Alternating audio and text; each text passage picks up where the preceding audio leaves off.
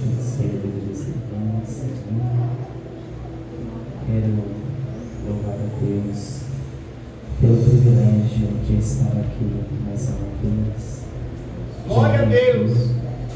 Ministrei aqui uma vez também numa campanha, a qual eu estimo um carinho muito grande pelos pastores dessa obra, da pastora Nilson e a pastora Nélia, que quando eu ainda estava de saidinha, me acolheram, me ajudaram, me ampararam e mantiveram-me espiritualmente ligado com o Senhor. E isso já faz aproximadamente 5 anos e meio para 6 anos. E para a honra e glória do Senhor eu estou aqui. Faz 4 anos que estou pastoreando uma igreja lá na Brasilândia, onde o pastor Nilson, a pastora Néia, a Nayara e também o Ronaldo, juntamente com alguns irmãos, a filha do Nilson, estiveram lá adorando a Deus, a pastora pregando a palavra na sexta-feira, e foi uma bênção para a glória de Deus. Quero agradecer também a presença da minha esposa, com nossos 2 filhos, Samuel e Richard, recém-nascido. Também quero agradecer a presença de 2 irmãos que nos acompanham, o obreiro Cláudio e Joyce, juntamente com os seus filhos. E quero agradecer você que aqui está. Aleluia! Eu creio que o Espírito Santo tem uma palavra para o teu coração. Eu creio, Deus, aleluia! Você que crê em Jesus, Ele pode usar a minha vida para falar com você nessa noite. Eu ainda não tenho como pagar a dívida que eu devo para o Nilson e para a pastora Néia. Mas oramos uns pelos outros e assim o Senhor vai fazer a obra onde nós estivermos. Amém? Amém! Abra sua Bíblia comigo. Antes de Apocalipse e antes de Judas, tem a primeira carta, a Epístola de João, capítulo 3, versículo 8. Primeira Epístola, primeira carta de João, capítulo 3, versículo 8. 1 João, capítulo 3, versículo 8. Glória a Deus. Você que pudesse colocar sobre vossos pés. Glória a Deus, aleluia! Maravilhoso Deus! A santa e poderosa palavra de Deus. Amém. Glória a Deus. Primeira carta, primeira epístola de João, não é o Evangelho de João, mas é a carta, a epístola, 1 João, capítulo 3, versículo 8. Todos acharam, diz assim, amém? Todos acharam, diz amém. Amém! Glória a Deus! Diz assim a palavra do Senhor. Quem pratica o pecado é do diabo. Porque o diabo peca desde o princípio. Para isto, o Filho de Deus se manifestou, para desfazer as obras do diabo. Eu vou enfatizar essa parte B.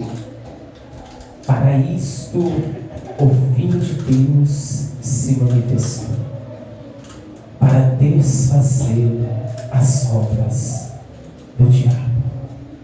Pode assentar-se. Se quiser, glorifica Jesus onde você estiver. Glória a Deus, aleluia! Porque o nosso Deus, Ele merece toda a honra, toda a glória, todo o louvor e toda a adoração. E confesso que eu já fui alcançada por Deus quando cheguei dentro deste santuário, já senti a presença, já senti a glória de Deus, Aleluia! já tenho visto Deus fazer o mover por meio do louvor, por meio da adoração, por meio da palavra introdutória, por meio da oração inicial deste culto. E eu creio que o Senhor ainda há de confirmar por meio da tua palavra aquilo que Ele tem fazer nessa noite. Se eu não me engano, hoje é o primeiro dia dessa campanha, né? Campanha de libertação e cura. E sabemos que o inimigo da minha e da tua alma, ele luta incansavelmente, ainda que nós não vemos eles a olho nu, visivelmente, como nós olhamos a face dos nossos irmãos. Nós sabemos que ele é real, nós sabemos que ele existe. A palavra de Deus vai revelar desde o início da criação a sua astúcia, a sua sagaz, o seu poder, a sua maneira de enganar, de dominar e de desviar, até como diz a palavra, o príncipe que é deste século já cegou o entendimento de muitos, para que muitos não entendam e não compreendam a palavra de Deus. Então nós vamos ver que este ser, ainda que espiritual, ele tem uma grande influência, um grande domínio na natureza humana. E por não conhecermos, ou muitas das vezes negligenciarmos essa verdade, acabamos ficando vulneráveis, sendo uma presa fácil na mão do adversário da minha e da tua alma. E por isso o Filho de Deus, ele veio, ele se manifestou para desfazer as obras do diabo. É por isso que a palavra de Deus, ela vai dizer em Filipenses capítulo 2, versículo 9 e 10, a qual Deus deu ao nome de Jesus sobre todo o nome, para que ao nome de Jesus todo joelho se dobre, dos que estão no céu, na terra e embaixo da terra, isso é o inferno.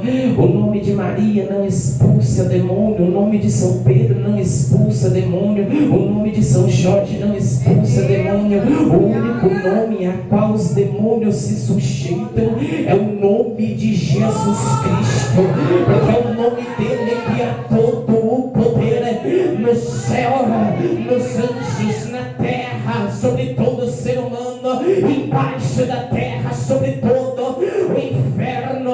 É por isso que eu e você, quando entendemos o que nos é outorgado ou nos dado pelo nome de Jesus, as obras do inferno são desfeitas, as obras do inferno são despedaçadas, as obras do inferno só podem prevalecer enquanto a obra de Deus não é revelada. Porque quando a obra de Deus ela é revelada, como diz a palavra, tem casta de demônio que não vai sair senão por jejum e oração. Mas quando a igreja, o crente se prostra, se humilha, se sacia de si, para se encher do Espírito, as obras do inferno têm que se desfazer, têm que ser desfeitas, porque a obra do inferno só prevalece enquanto o poder de Deus não se revela e não se manifesta. Mas quando nós, como igreja, entendemos o poder e a autoridade que há no nome de Jesus, toda a obra do inferno é desfeita.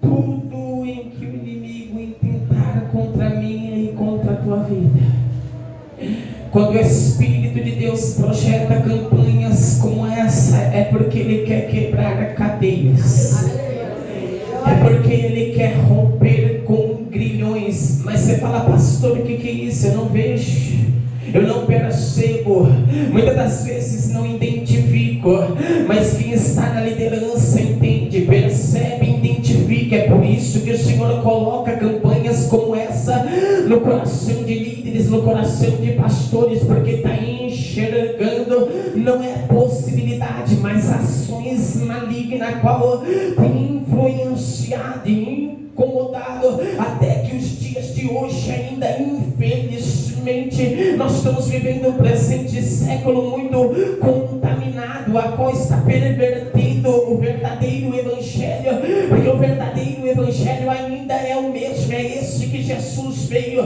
para desfazer toda a obra do diabo. O próprio Senhor Jesus, ele vai a você que tem obras que ainda que nós não vemos. Sabe qual é o maior lugar em que o inimigo ele está atuando? É no meio da igreja, é entre os crentes. Mas você fala, que isso, pastor? Isso é uma verdade. Sabe por quê? O inimigo ele não tem prazer de tirar a minha e a tua vida, porque se tirar a minha e a tua vida enquanto estiver servimos ao Senhor, nós iremos para a glória. Acabou o sofrimento, é eternidade ao lado de Deus. Mas a intenção dele é nos desviar para nos matar, porque se ele nos desviar da presença de Deus e fora da presença de Deus morremos, seremos condenados à eternidade sem Deus. Imagine isso, o inimigo lutando contra mim e contra a tua vida. É por isso que o crente eles têm que estar em constante vigilância, em constante revestimento de Deus, porque é o dia que você vacila, o dia que você abre a brecha, o dia que você cochila, o dia que você fica dividido entre dois pensamentos, é o momento que o inimigo ele está atuando e operando na minha e na tua vida. É por isso que nós como igreja precisamos neutralizar e inibir, paralisar as ações que o inferno tem se levantado contra mim e contra a tua vida, porque a palavra de Deus vai dizer em Mateus capítulo 16 versículo 18 que as portas do inferno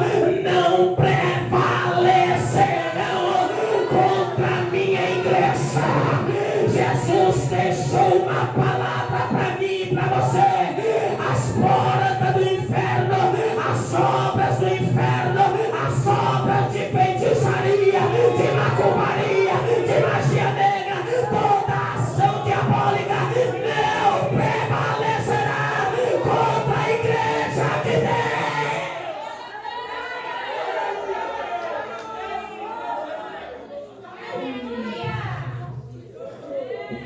Quem aqui já viu Jesus mentir? Nem vamos ver. Tudo que Jesus falou na tua palavra é a verdade. E quando nós a praticamos, teremos vitória de Deus. Diz a palavra de Deus que uma certa feita Jesus ele embarca juntamente com os seus discípulos em um barco e ele vai em direção a uma cidade chamada Gadara, região de Decápolis, a qual era composta por 10 cidades independentes, que tinha a sua própria religião, o seu próprio governo e a sua própria moeda. Este povo era vazio de Deus, não conhecia Deus e não adorava o único e verdadeiro Deus. E diz a palavra de Deus que Jesus então ele vai à cidade de Gadara. E quando ele estava no percurso de Gadara, vence sobre eles o barco, os discípulos, a igreja, uma grande tempestade. Mas a tempestade não pôde parar o propósito a qual Deus ou Jesus tinha no teu coração, que era chegar na cidade de Gadara, porque Jesus sabia o que estava ocorrendo e sabia o cenário em que ele iria enfrentar, porque ele é onisciente, ele sabe do passado, do presente, do futuro em tempo real. Ninguém precisa falar para ele, ele sabe em tempo real aquilo que já passou 2.000, 3.000, 4.000 anos atrás. Ele sabe em tempo real, e aquilo que está por vir, ele sabe em tempo real. E a Bíblia vai dizer a mim e a você que quando Jesus ele desembarca na cidade de Gadara, logo na praia, na areia, havia-se um cemitério, e dentro desse cemitério havia-se um homem, vai dizer a palavra de Deus, que era possesso de um espírito maligno, de um espírito imundo, e que de dia e de noite ele vivia clamando pelos montes, nos meios do sepulcro. Nem com grilhões e nem com cadeia muitas das vezes tentaram prendê-lo, amansá-lo, inibir a fúria com que o espírito maligno se manifestava por meio da vida dele. E as cadeias e grilhões eram por eles feitas em migalhas, em pedaço. Você começa a imaginar aquele homem a qual tinha a tua morada, a qual ele vivia vivia, quando ele convivia no meio dos mortos, no meio do sepulcro, nós começamos a imaginar as trevas, ou com grandes trevas que vivia este homem que era possesso de um espírito imundo. E nós vamos ver que isso tudo era a estratégia do inimigo, porque o inimigo da minha e da tua alma, ele tem diversas maneiras, diversas estratégias, diversos meios de poder atingir, de poder afetar, de poder cegar, de poder confundir o meu e o teu raciocínio, o meu e o teu conhecimento. Por isso que nós precisamos estar diariamente dentro de uma igreja, rompendo em fé, recebendo a palavra, a orientação de Deus, para que nós não venhamos ser confundidos, nem enganados, porque hoje em dia existe doutrina para tudo que é gosto, mas não tem na Bíblia, porque são doutrinas isoladas, não tem nada a ver com Cristo sendo o centro, o libertador, o curador e o salvador. Existem muitas igrejas aí pregando prosperidade, mas não fala de salvação, enquanto igrejas estão negligenciando falar da salvação. O arrebatamento está aproximando-se para acontecer. Todo o cenário que está sendo montado pelo inimigo, o imperador das trevas, vai indicando e sinalizando que a nossa geração é a geração que vai viver o arrebatamento da igreja.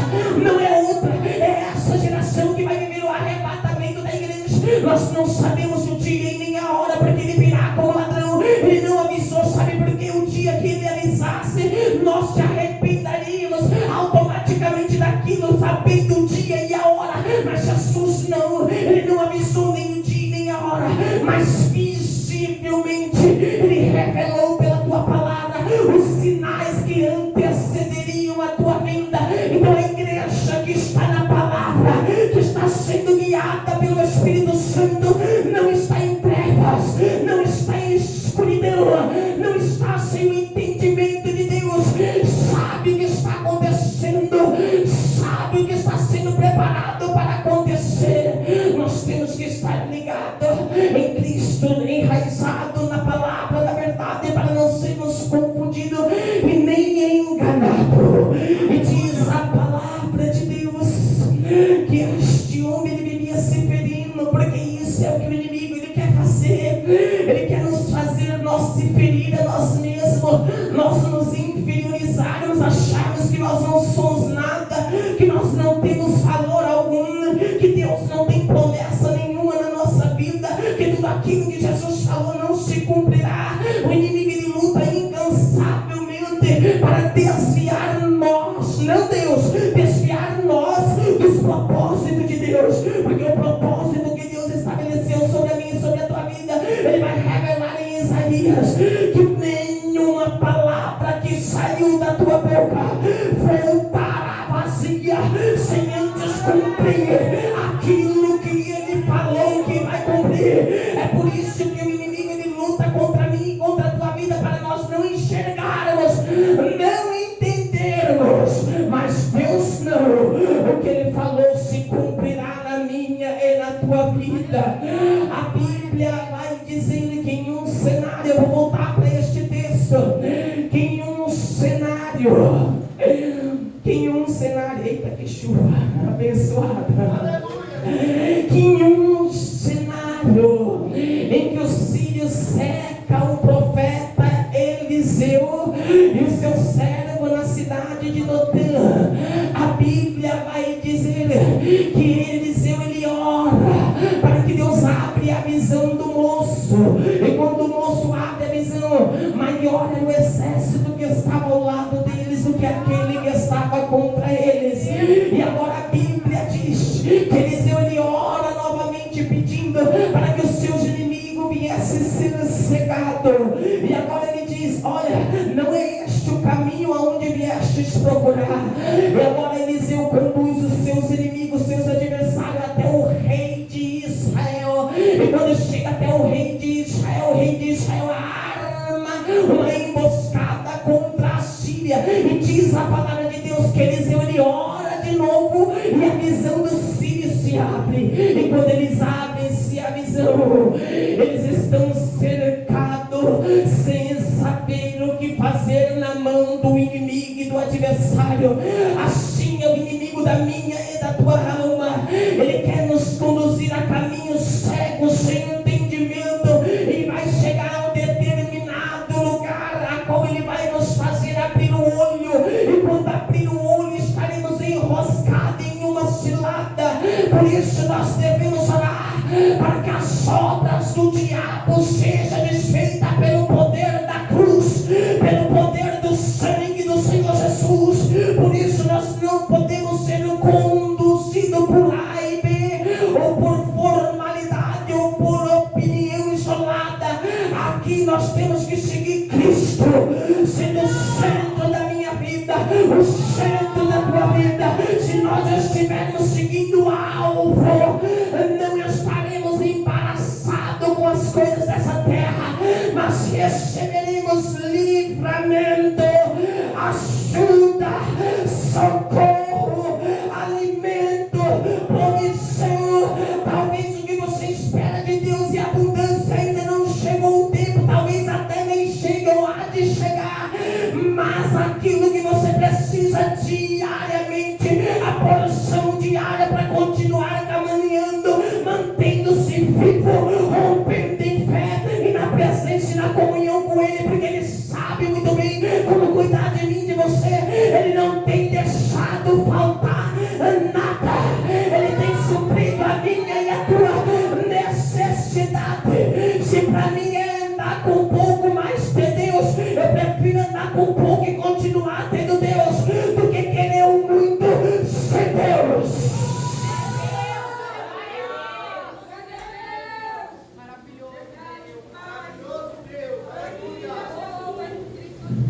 Diz a Bíblia, preste atenção nisso. Diz a Bíblia que quando Jesus ele desembarca, logo vem esse homem com espírito maligno até Jesus. E quando ele vem até Jesus, quem fala na boca dele não é o homem, são os espíritos malignos. Olha o que os espíritos malignos vai falar para Jesus. Ocorre um conflito, um debate agora entre eles. O espírito maligno vai falar: o que tenho eu contigo, Jesus? O que tenho eu contigo, Jesus? Primeira expressão do inimigo. Ele está dizendo que ele não tem nenhuma ligação com Cristo, ele não tem nenhuma comunhão com Cristo, ele não tem nenhum relacionamento com Cristo. Segunda verdade, ele vai dizer: conjuro-te. Ele suplica a Jesus, ele implora, ele se humilha, porque ele reconhece Jesus, porque ele vai dizer: Jesus, Filho de Deus Altíssimo. Porque ele estava usando essa expressão para dizer que Jesus era Deus sobre todos os deuses, era Senhor sobre todos os senhores. E o próprio demônio, quando vê Jesus, reverencia e o adora. Sabe por que isso? Porque ele reconhece a quem ele está diante, ele reconhece quem ele está diante da presença. E tem muito crente que entra dentro de uma igreja e não sabe quem está adorando, não sabe quem está glorificando, não sabe prestar culto, não sabe oferecer louvor. Entra da igreja vazio e sai mais vazio do que entrou, porque não sabe reverenciar e adorar o Rei dos Reis e Senhor dos Senhores. Até o demônio, quando chega diante de Jesus, se prostra para adorá-lo. Imagine nós que temos o poder dele, a autoridade dele, o nome escrito por ele, e ainda mais nós que somos salvos através dele.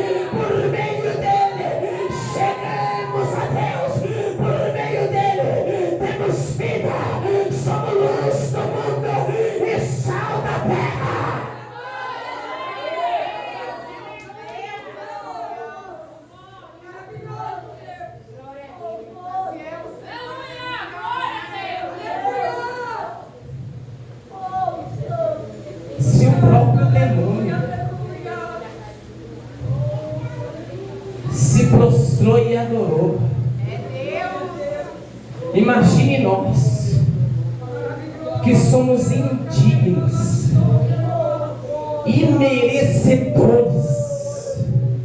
Todo dia pecamos, todo dia transgredimos, todo dia falhamos, todo dia deixamos a desejar em alguma coisa, mas Ele nos deu o poder, de sermos chamados filhos de Deus. Ele nos deu o poder de sermos chamados filhos de Deus.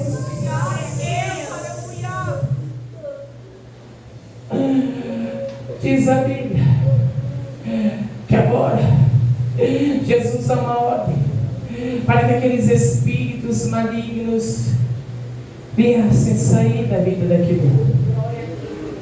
Mas quando Jesus dá uma ordem, olha a astúcia de Satanás e de seus adeptos.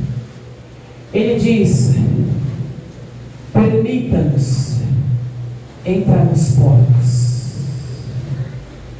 E isso vai nos trazer uma visão muito tremenda do amor, da graça e da misericórdia de Deus para com a humanidade perdida. Se Ele pede para entrar, se os Espíritos pedem para entrar em outro homem, Jesus não deixaria. Porque Jesus veio buscar e salvar o que se havia perdido. Por isso Ele pede para entrar nos porcos, porque o animal não tem o valor que a minha e a tua alma tem. A Bíblia diz que a alma do animal, quando morre, desce para a terra. Só existe um versículo em Eclesiastes que vai dizer isso, que a alma do animal, quando morre, desce para a terra, acaba. Mas a minha e a tua alma tem um destino de eternidade. Sabe por que a minha e a tua alma tem um destino de eternidade por Deus? Porque Deus não destrói aquilo que Ele cria. Tudo aquilo que Ele cria é eterno. Por isso que Deus, Ele não nos criou para sermos destruídos. Por isso que Deus, Ele proporcionou um escape, Ele proporcionou a solução, Ele proporcionou uma possibilidade ao humano, ao ser humano que tinha se perdido, que tinha deprovado, que tinha sido destituído eternamente da comunhão e da glória com Deus. Mas Jesus, Ele veio, morreu, ressuscitou ao terceiro dia, e Ele fez uma promessa: não se turbe o vosso coração, crede em Deus e crede também em mim. Na casa de meu Pai há muitas moradas, se não fosse assim, eu vos teria dito: eu vou e vou preparar lugar, porque onde eu estiver, vós, meus discípulos, estarei comigo. Vós, meus discípulos, estareis comigo. Por isso Ele vai dizer: no mundo tereis aflição, mas tende bom ânimo, eu venci. E por meio do meu nome, por meio da autoridade do meu nome, vocês vencerão também.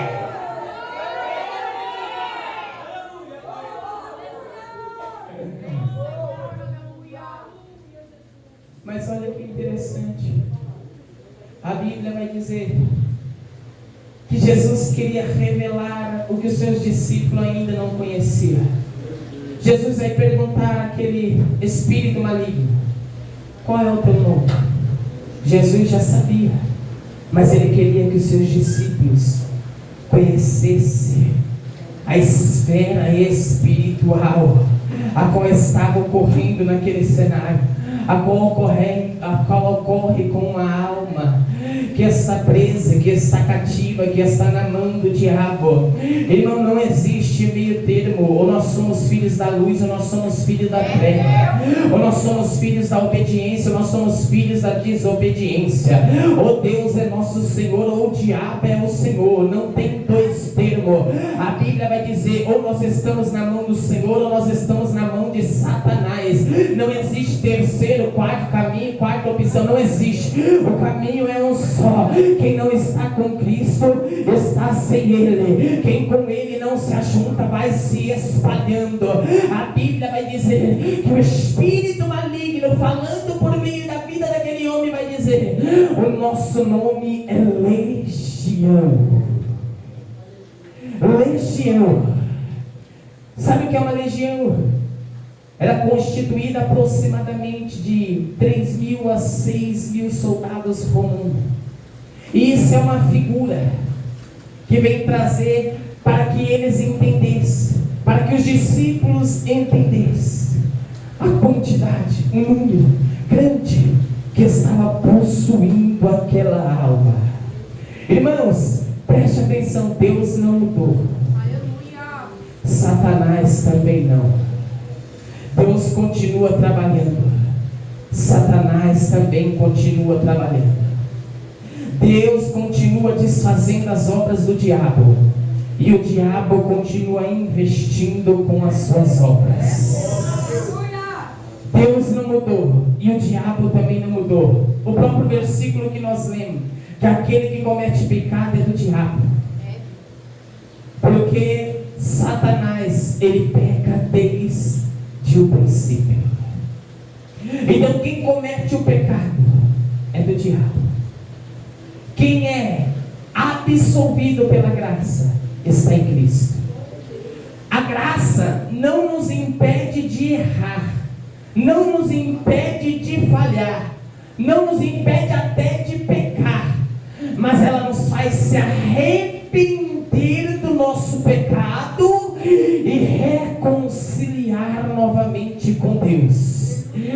A graça não nos impede de errar, mas ela nos faz reconhecer e retornar novamente ao Senhor. E a Bíblia vai revelar que essa legião de demônio tinha possuído uma única alma. Você consegue imaginar a maneira, a estratégia que Satanás ele atua na vida das pessoas? A Bíblia vai dizer que em uma certa ocasião havia-se um jovem, um filho de um pai, a qual clamou a Jesus, porque todas as vezes o demônio convulsionava ele, lançava ele na água para tentar afogá-lo, lançava ele no fogo para tentar matá-lo queimado. Em uma outra ocasião havia-se uma mulher que ela era encurvada durante 18 anos, e isso era o demônio que prendia ela, impedia ela de enxergar, de caminhar. Isso são estratégias do demônio contra mim e contra a tua vida. A Bíblia vai dizer que Satanás, quando ele sai de uma casa, ele volta novamente. Ele é muito astuto, ele volta novamente. E se ele vir a casa vazia, ele vem com mais sede. Sabe o que isso significa? É uma perturbação, é uma insônia, é um incômodo de alma, é uma atribulada, é uma alma que não se suporta. O inimigo ele quer oprimir, o inimigo ele quer investir contra mim, contra a tua vida. Não é porque nós somos crentes que ele vai deixar nós em paz, principalmente por sermos crentes. Ele quer a nossa vida, ele quer nos tirar da presença, ele quer nos desviar do fogo. Mas enquanto nós estivermos prostrados à cruz, não seremos vencidos por Satanás. Entenda isso, enquanto estivermos prostrados na cruz, não seremos vencidos por Satanás. A Bíblia vai dizer que os que se exaltam serão humilhados, mas os que se humilham será exaltado. A minha e a tua vitória não está em exaltação, está em humilhação. A libertação que eu e você precisamos não está na exaltação, mas está na humilhação. Isso é Satanás, astuto, investindo contra a tua vida. E a Bíblia vai dizer que Jesus dá uma ordem: sai dele.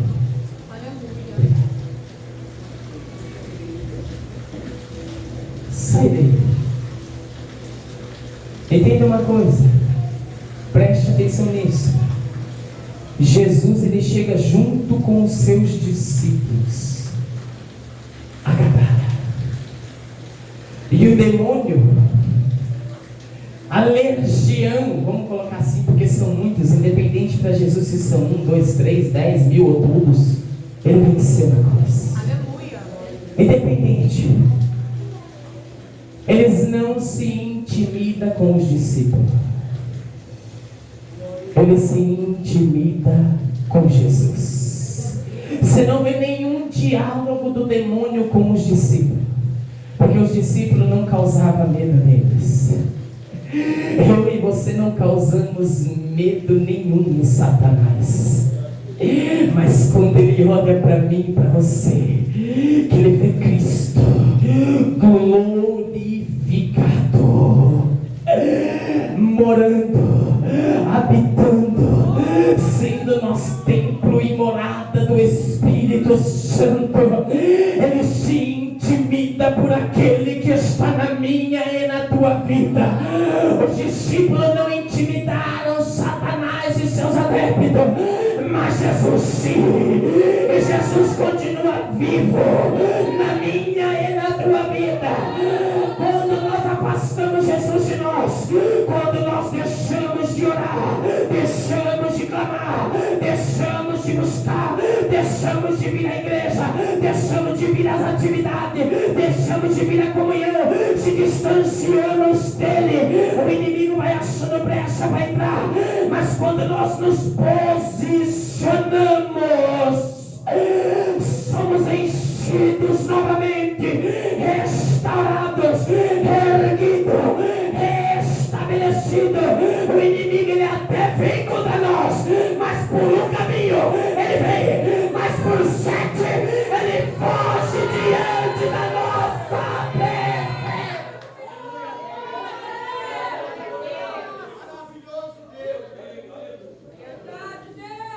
Diz a Bíblia, e eu vou finalizar, uma coisa que eu sou criterioso em cumprir orar.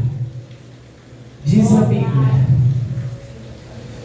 que os demônios saem daquele homem e entram na manada de porcos, e despenca aqueles porcos em um pinhadeiro e ali mata aproximadamente 2.000 porcos.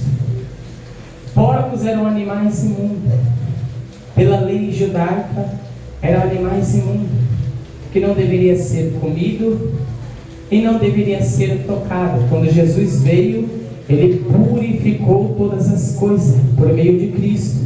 Temos liberdade de acesso até de alimentar daquilo que é carne de porco. Mas antes disso era critério, era princípio irrevogável.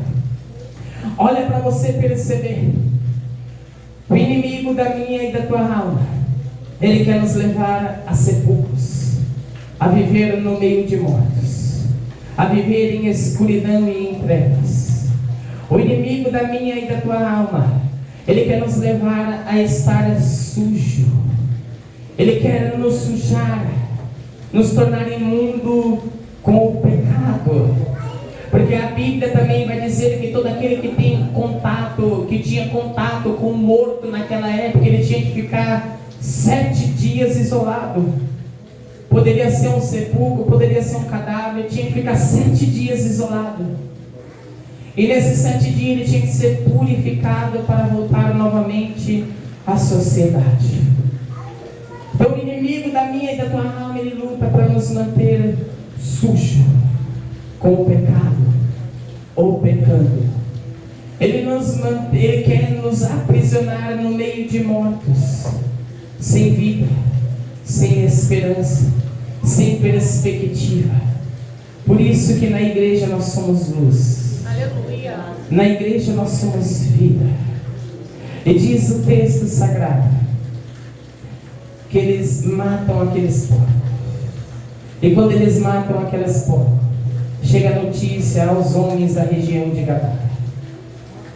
E o que nos chateia é ver isso, porque aqueles porcos representavam o bem material que os homens de Gadara tinham.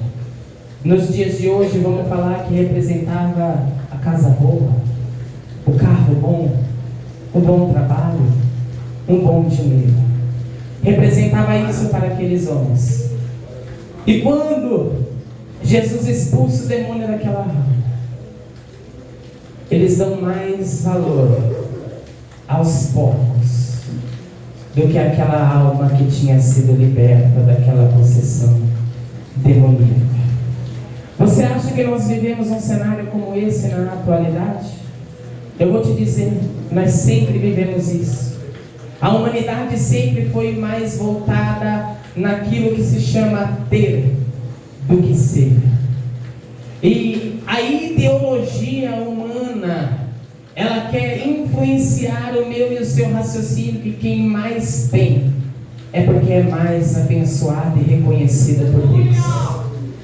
Mas com Deus isso não funciona, porque a Bíblia vai dizer assim: existem uns que pensam ser ricos, mas na verdade são muito pobres, e existem outros que dizem ser pobre, na verdade sendo muito rico. Sabe quem é esse que dizem ser pobre, que são ricos? É os crentes. É os crentes. Porque não tem aquilo que queria ter, não tem aquilo que a sociedade influencia a ser. Mas o que nós temos vale mais do que qualquer ouro, do que qualquer prata. O que nós temos tem todo o valor de eternidade, que é o Espírito Santo de Deus. Por isso Jesus veio. Jesus mesmo disse: olha, eu preciso ir. Os discípulos falaram: não vai. Eu preciso ir, porque se eu não for, o outro não virá. O outro é o Espírito Santo, a mesma essência, a mesma natureza, não tem princípio e não tem fim. Era, é e sempre será. É este Espírito Santo que é o meu e o seu maior valor atribuído por Deus, e é dele que nós precisamos, e é ele que precisamos manter na nossa vida, e é o maior relacionamento que nós temos que priorizar. É ele na nossa vida. Com ele todas as coisas são possíveis, porque do nada todas as coisas foram criadas pelo Espírito Santo. Então, se nós temos ele, nós temos tudo, e sem ele nós não temos nada. Tudo que somos, tudo que representamos, tudo que nós carregamos, tudo que nós defendemos, tudo que nós lutamos, é por causa dele, o Cristo ressurreto.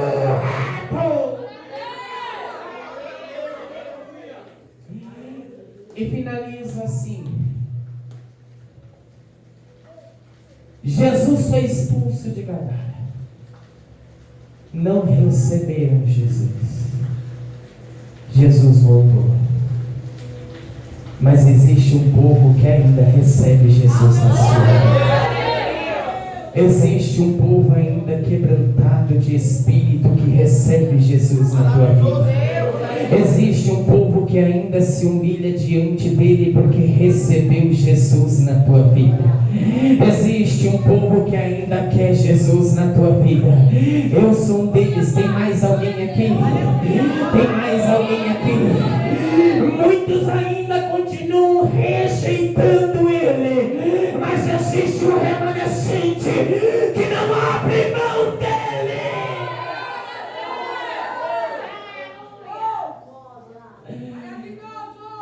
E eu finalizo aqui. Por meio daquele homem, Gadara conheceu as maravilhas da mensagem de Jesus Cristo. Talvez Jesus levantou eu e você para este tempo, para que por meio de mim e de você, outros conheçam o Evangelho, conheçam a palavra, recebam também o livramento, porque nós recebemos o livramento de Deus, porque o que nós merecíamos é a condenação, mas Ele passou por uma condenação e um julgamento injusto, para que eu e você não recebêssemos um julgamento justo e fôssemos condenados por causa do nosso pecado. Tudo que nós temos, tudo que nós somos, tudo que nós representamos, não é mérito, não somos merecedores, mas é a graça de Deus que me alcançou e te alcançou, e essa mesma graça, ela santifica vidas aqui nessa noite, essa mesma graça, ela regenera vidas aqui nessa noite, essa mesma graça, ela liberta almas do poder de Satanás, essa mesma graça vai fazer a porta que estava fechada se abrir, essa mesma graça é que está curando aqui nessa noite, essa mesma graça é que está providenciando a minha e a tua provisão. Eu agradeço a oportunidade, as palmas glorifiquem, Senhor.